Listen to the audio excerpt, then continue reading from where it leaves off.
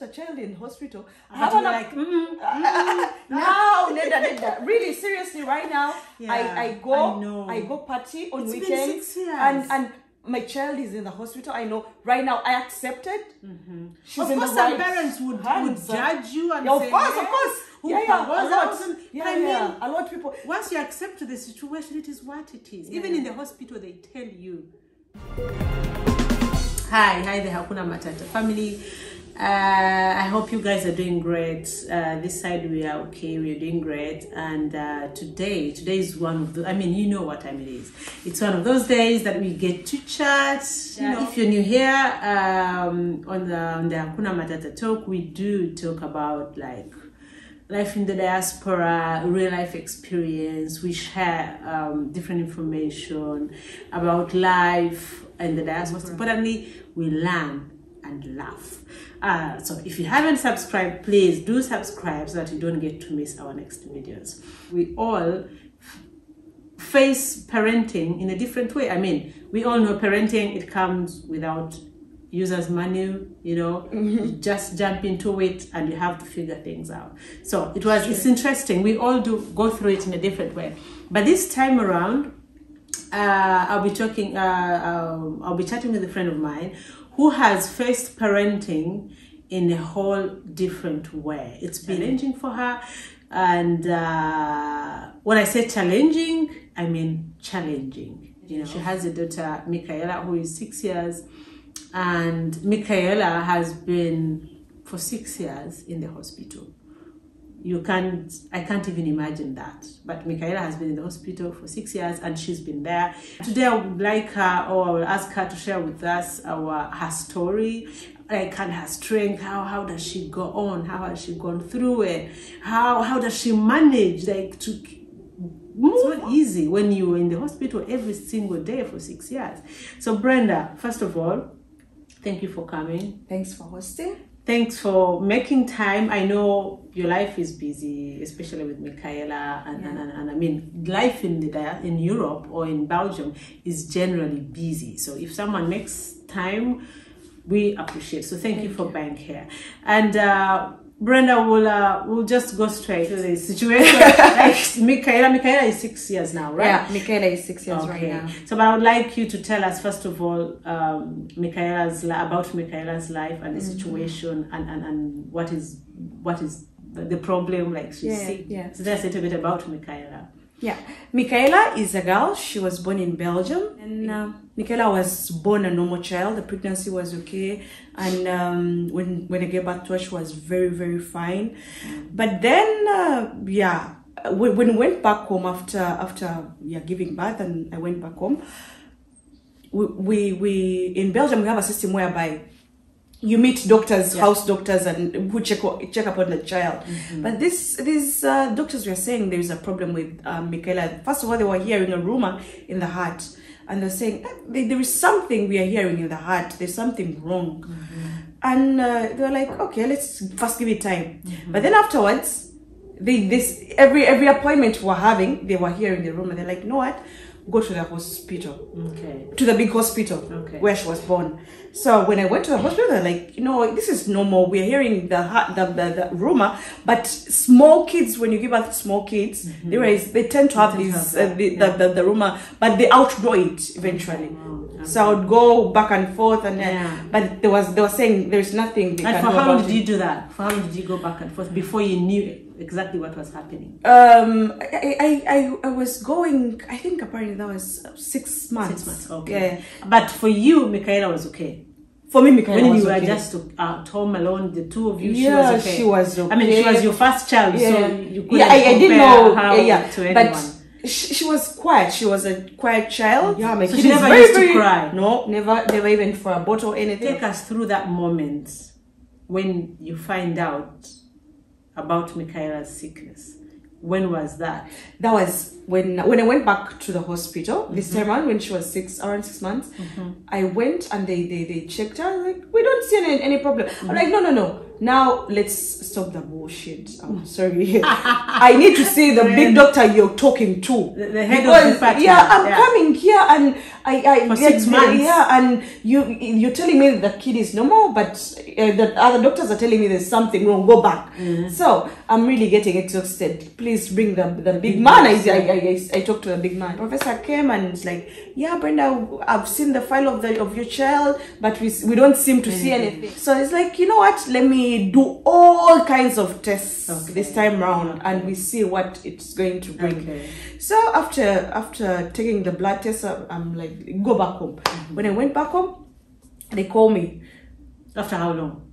After something like 3 hours. It was around 4. They called me. Brenda rushed back to the hospital, rushed to the emergency with a child. Okay, but Michaela was okay. Michaela was okay. Was at home. She wasn't crying like she was sick or anything. No temperature. Like rushed the child right now to the hospital, to the emergency. When he reached, they take me to a room. So the doctor comes in to break the news. Like, do you have? Where's the father of the child? He's not around. Do you have friends? I'm like, I have friends, but they're all busy. Why? Do you have family around? No, I don't have family in Belgium. No, I don't. So they're like, no. I'm like, what's wrong now? I'm anxious. I'm like, what's wrong? Like, okay, no, let's tell you, your child has a problem with the liver. Like, what do you mean a problem with the liver? Like, yeah, we've seen she has sickle cells. Okay. I'm like, I was shocked, but I knew I've had relatives who have sickle cells, but I've never thought about it that it would even appear in my child at anyone. Maybe let's tell people who don't know what sickle cells is. In short, what is sickle cells, or how do you understand it? Yeah, sickle cells is it's a blood disease. We normal human beings, we have our red blood cells are circle, but for the sicklers, their cells are in moon, half moon. Yeah, exactly. So in this when they can't fight infections. The sicklers can't fight infections. But so when they can't fight, these cells tend to be stuck in bones, in different organs of the body, in the heart, in the liver, in the lungs.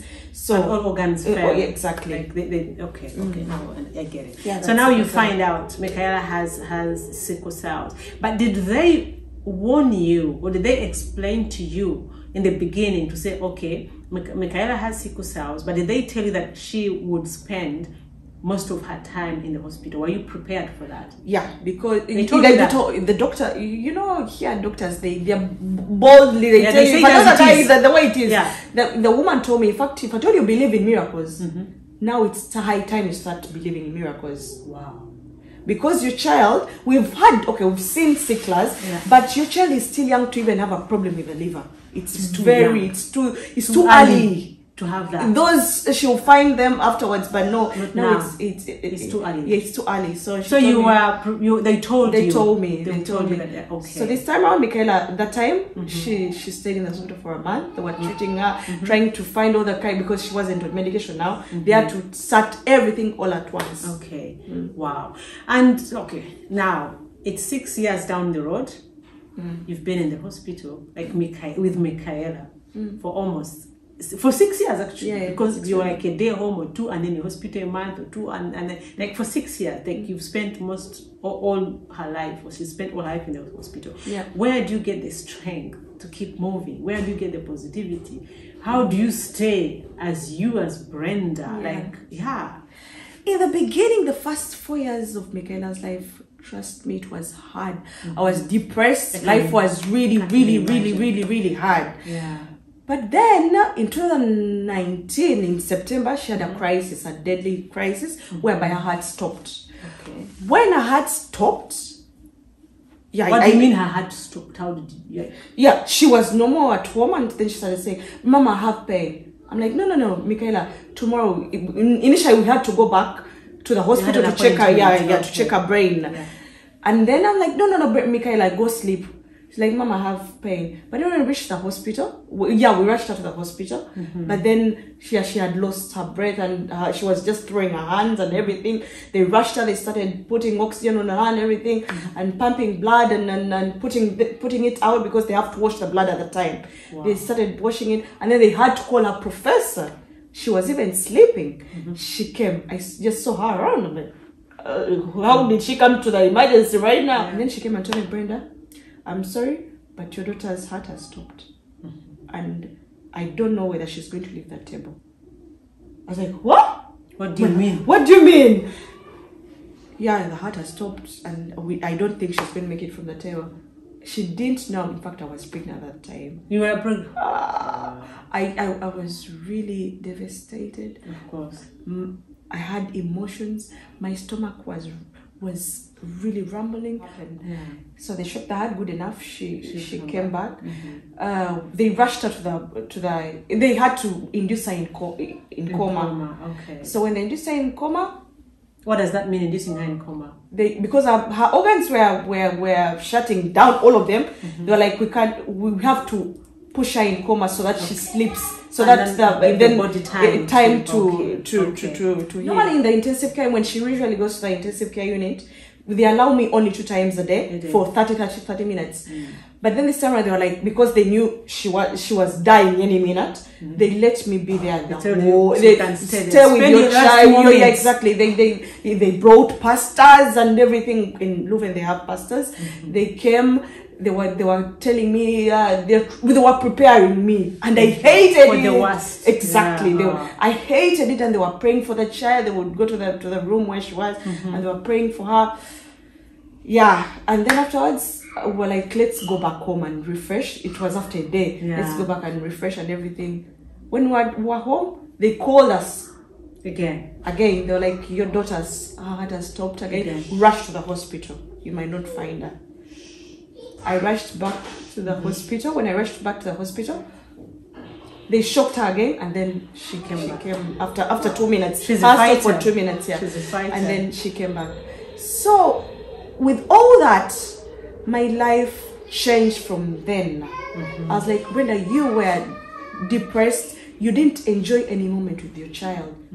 You were the whole time worried and thinking. And I'm like, Brenda, it's high time to make memories with your child. Enjoy where she. I don't know what tomorrow holds. In actual sense, with a sickler, you never know what tomorrow holds. But even in life in general, exactly. we are not promised tomorrow. So you just have to enjoy every day as it comes. So I decided it is what it is. And I enjoyed every moment. Okay. So that was the turning point. And that was the turning point. This is it. I accept it. This is my child. Her situation is like this. But regardless, I'm going to live. To live, exactly. I'm going to live my life, and I'm going to be myself. And let's make memories. Okay. I admire your strength. Like for the last 6 years, anyone would imagine like your life is. I have no even what to explain, to say it, but like for the last 6 years, it's not, I've known you way back before Michaela was born, and now seeing these 6 years, how you have managed the situation, being in the hospital like every day almost of Michaela's life, and still having the strength of being yourself, keeping your head high and being positive, and the strength you have. Really, I totally admire you, and I would like to say you've done a great job. It's not easy because some people, some of us, we say, oh, parenting is hard, parenting is difficult, we don't have our family here, having children in Europe is difficult. But for us, and our children are all okay and healthy and around, but we still complain that parenting is difficult and we don't have family, we don't have anyone to help. But when I look at you, for how you've been with Michaela, I mean, most of us don't have family in Europe, you know. When you have a child here or when you have a family, it's on you. It is for you. When your child is sick, it's just you in the hospital, no one else. So, I mean, chapeau. Thank you. I'm proud of you, and I think that's what. I don't know. Just give us a small. Tell us where do you get the strength? I mean, where I get the strength is, first of all, you have to accept the situation. It's there, and your child is sick. Yes, and the other thing is the partner in your life. It matters a lot. Exactly. Your partner, if at all they support you, they are all there through all the way. Trust me, it will be fine. Yeah, I think in every situation, in every difficult situation, we all sometimes you don't know how strong you are. That's what they say, until being strong is the only option. Exactly. You know, that's I always hear that saying. But I'm saying we all have that strength in us, but sometimes when it's too much, it's too much. Yeah. And sometimes you need, or we all need, like, if that support system, like someone who will tell you it's going to be okay, Yeah. it is fine. And in Europe, it's difficult to find that. It's difficult because the fact that most of us don't have families here, and we don't have someone to comfort you, like, with words. So it's on your own. True. So it's very, very important that we have a good support system. That's what you're saying. Yeah.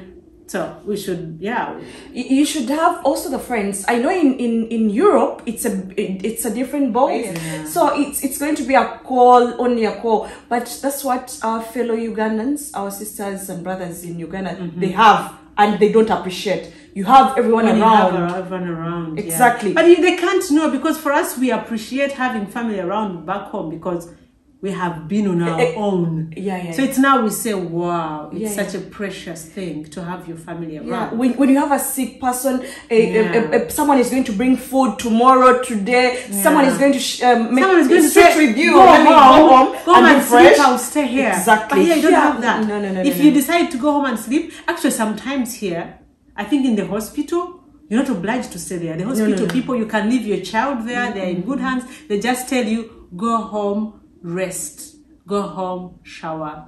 Go home, take a moment.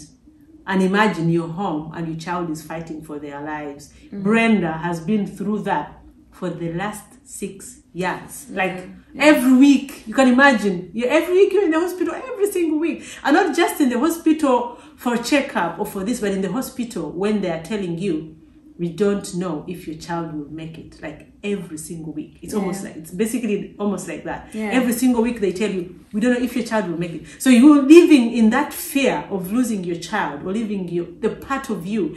And here she is. She's like, for me, you have proved to me how strong we can be as human beings. You have I don't know how to explain it. You always have to find a way of living a normal life. It's not normal, but you have to find. You have to normalize it. Yeah, exactly. You have to normalize it. Whatever situation. Exactly. Now I even go. I can go and party. Yeah. And I've left a child in hospital. Now, Neda. Really, seriously, right now, I go party on weekends, and my child is in the hospital. I know right now. I accepted. She's of course, some parents would judge you and say, of course. A lot of people. Once you accept the situation, it is what it is. Even in the hospital, they tell you, go have some time off. I just started working right now. Yeah. So my colleagues had asked me, but Brenda, really, how come you're here working and your child is in the hospital? Are you crazy? I'm like, I've been in this situation for 4 years. Now you would know that now at 4, 5, 6. Exactly. Now it has become normal. Yeah. And for them, they start judging you, and you're not really a good parent. And of course, you deal also with that, with people judging you. Exactly. Yeah. But they don't get it that you're trying to live a normal life like them in an abnormal circumstances. They always say, no, you're not doing the best for your child. But when you're happy yourself, when I come back to my child in the hospital, I'm giving that positivity around me. Exactly. Love. Yeah. They get that. They get partly to reflect. It reflects back on them. Yeah. Okay. So wow. So the balance between, now you're basically balancing between work, hospital, family, and the normal life. So like, you're in the hospital, you go to work, come in the morning, go to the hospital, then go home, you have another child, then you have a family to take care of regardless. So basically, now when you talk about the support system, then this is where I understand it, because if you have a family and you have this kind of life, we need those people who are there for us, like the people who will support us, like, and tell you, hey, you know what, it's gonna be okay. And with that being said, I'm sure there are parents out there going through the same situation or even worse situation, and then they feel like the world is crumbling down on them. The world is ending. They don't have a life anymore. It's done.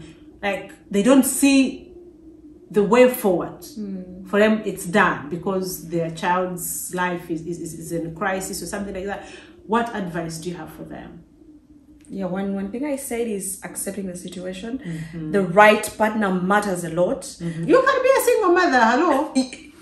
Exactly. If someone is making you unhappy, by the way, I don't care whatsoever it is, just move out of that relationship. I'm saying, relationship. in this case, it's not only about the partner, it's about the entire support system, I guess. Exactly. It can be friends, Even with the friends, if can at all be- someone is bringing negativity, you already have the negativity of your child. Yeah. You don't need to gain it from any other person. Okay. Seriously. Okay. So just if at all it means you being single, it is okay. You'll find the right person in your life, Yeah. and life will be okay. And at the end of the day, I think you have to accept that situations, they come. You don't know tomorrow.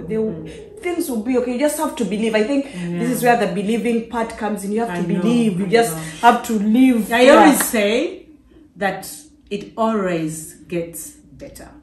Regardless of the situation, it always gets better. So for parents who are going through a difficult situation, maybe your child is sick, it doesn't have, actually this is not only about children or something, but if you're going through any difficult situation and you feel like the world is crumbling down on you, you feel like there's no tomorrow, there's no future, there's no going on, trust me, things always get better. Yeah, that's It always gets better. You just have to believe that tomorrow will be a better day. Yeah. And Brenda, I mean, thanks for coming. Thanks for hosting me. Thank you for being such a strong woman, strong mother, I'm a trying, strong parent, a strong, I don't know, like everything to do with strength, respect, and well done. You're doing such a great job as a mother. Trust me, you may not hear that a lot, but you are doing a great job. So whoever gets to judge you,